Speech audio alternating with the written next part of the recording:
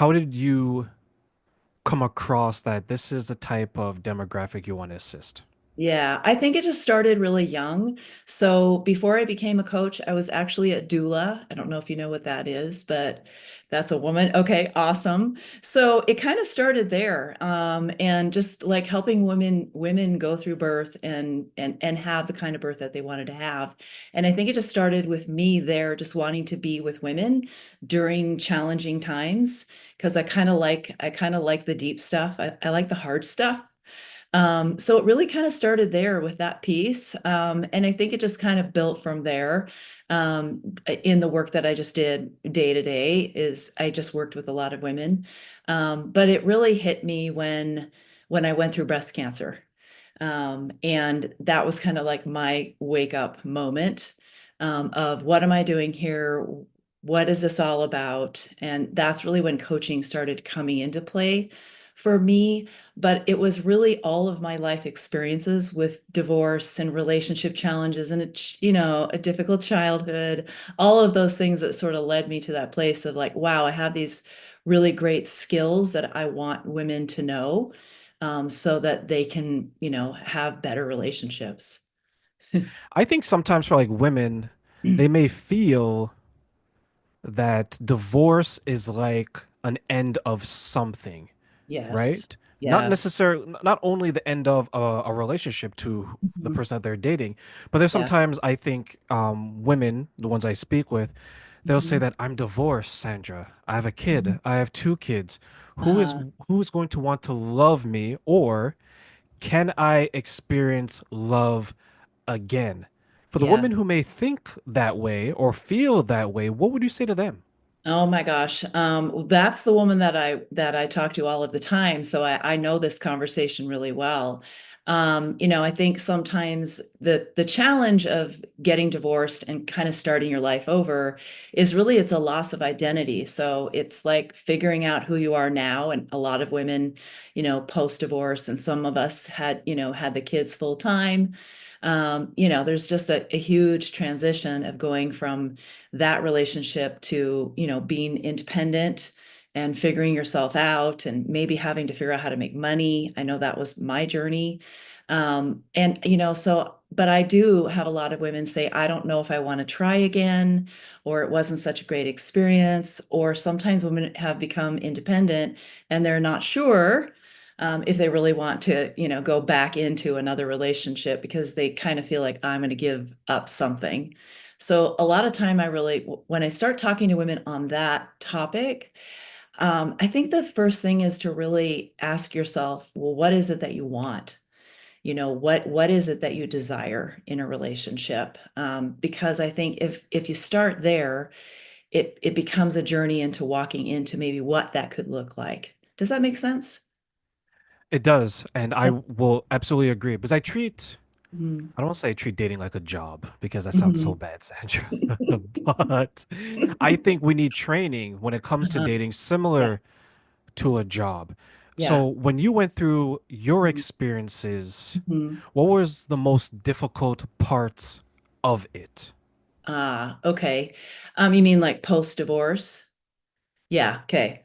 I think the most difficult parts of it was, first of all, I had to figure out who I was now, like post that situation. So I really kind of had to figure out what that new identity was. And that took some time. It took a while for me to figure out who am I now that I'm not married to this person, because I've been married for 20 years. And this was also post cancer. So I had a lot of like asking my questions of who am I? What am I doing? But I think that what I started to find myself doing was realizing what things I learned from the first marriage. Like, what did I not want to do again? Or what were the hardest things? And I was able to really articulate that to myself. So then that helped me start to feel like, okay, so what would, first of all, do I even want another relationship? And, over time, I realized I did. I really like having a partnership. And so I really just played with what were my non-negotiables moving forward? Like, would I not tolerate in a relationship? And then what mattered to me the most? And so for me, I just kept coming back to this idea of I needed to feel free. in the next relationship. And then I had to figure out, well, what did that mean? But I knew that that's how I wanted to feel because I didn't feel free in my first marriage. And that was really, I'm not blaming anyone. That was my own perception of what marriage was. So I can't say that my first husband was a horrible person by any means, but that was what got me towards thinking about, okay, well, if I know I want to be free, then what are the qualities that I want? And what kind of person would help me feel free? So I started to be able to start to put that out there. Like, okay, I needed a soulful man. I needed somebody who had compassion. I needed to feel listened to. I also wanted to feel challenged, like like not just emotionally, but mentally. Like I really wanted to have somebody who was a match for my mind and the way that I think. So those are the ways that I started moving myself forward. When I look at my past relationships, one Hmm. thing that always caught me off guard Hmm. now looking back, Yeah. right, Sandra, Yeah. is two things. One, I'm more experienced and I'm trained, right? Uh-huh. Like you and I, like we've had these Yeah. conversations and we work with people. So we Yeah. probably have more training than the average person that's Yes. out there, Yes. right? And then another thing that I notice is that I was really naive Ah, in my okay. past relationships. And I Yeah. say that because I went in there with Uh-huh. hopes and dreams. No training, no Yeah. guidance, no Uh-huh. non-negotiables. I Yeah. was just like, I like you. I Uh-huh. think you like me. Uh-huh. Let's see where Let's this do goes. it. Let's Yeah. do it, right? Yeah. But looking back, I realized Oh that was my so foolish because there's no other situation that I would enter in Uh-huh. with that same mindset, Yeah. Well, that's interesting. Yeah. right? Yeah. I feel like for me, I was younger. And so and we were younger. So I think we were kind of naive too. Like it was just like love, we have love, it's all great, but then what happens when, you have conflict? Because I think neither of us, my first husband, we didn't had no idea how to deal with conflict, right? So that created tension. And, I think it's just like if you look at the household that you walked out of and then you married somebody, well, I had parents that didn't even know how to talk about emotions or communicate in positive ways. So, it doesn't set us up really to be very knowledgeable about what it means to be in a relationship. I will absolutely agree. And Mhm.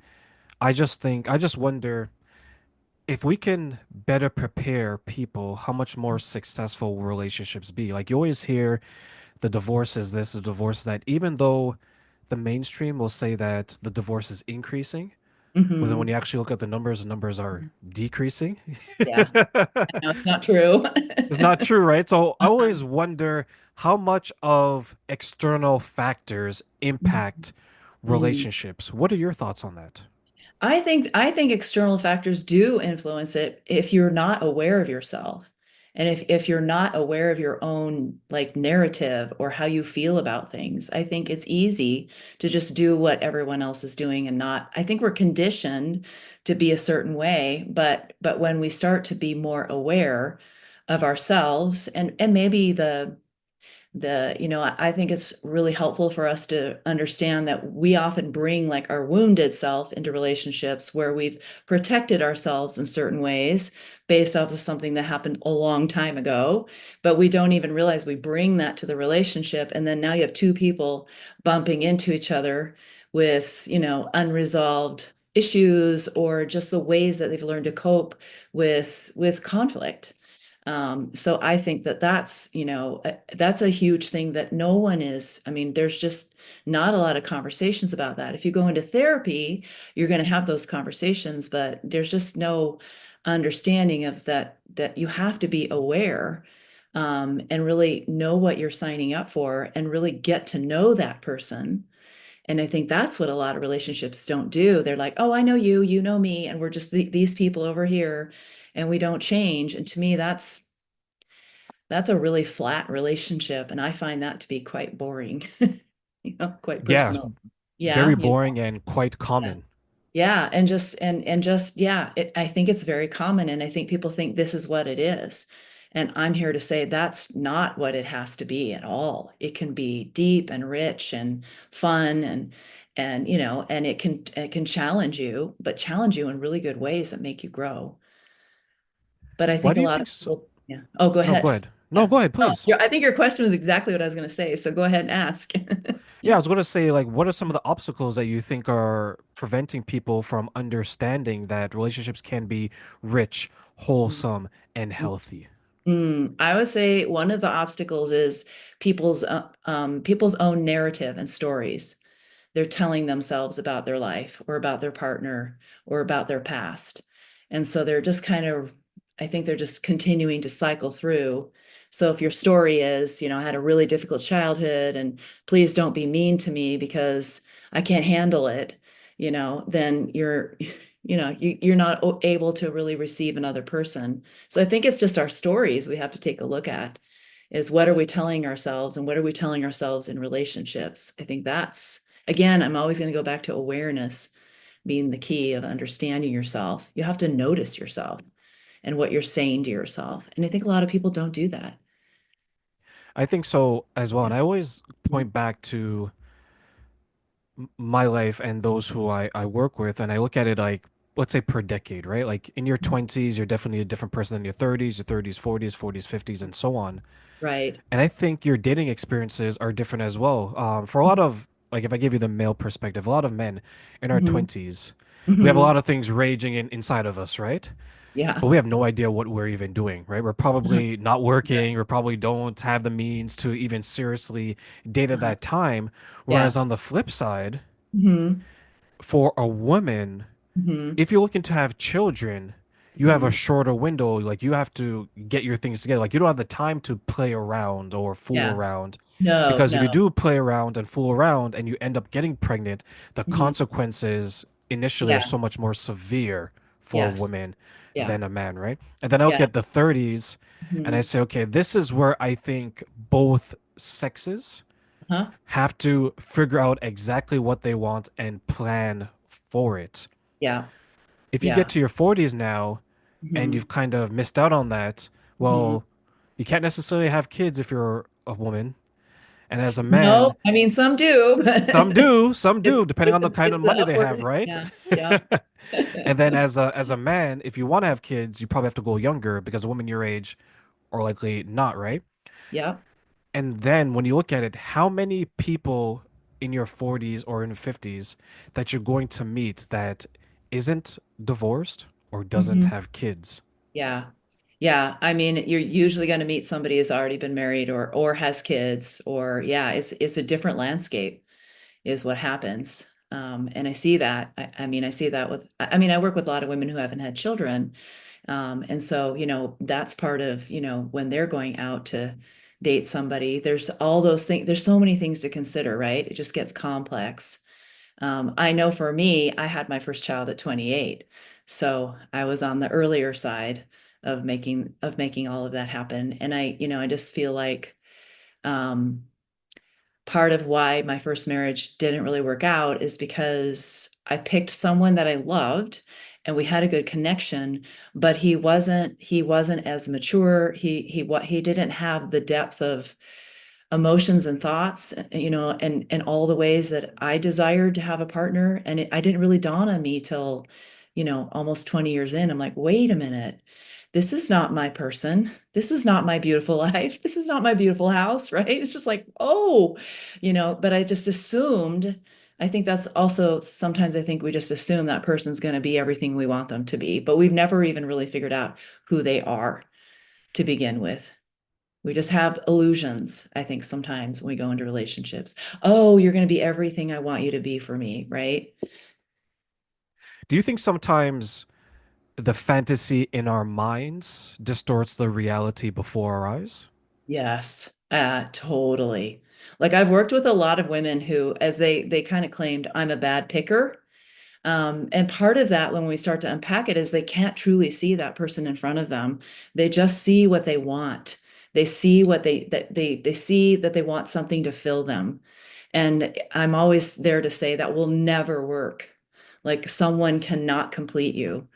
But I think that there's big illusions that come into play with some of the women I worked with, and I'm like, whoa. And we have to kind of go unpack that. That has to do with their dad, or, some way they misperceived the world or misperceived that sex or relationships. And so we have to kind of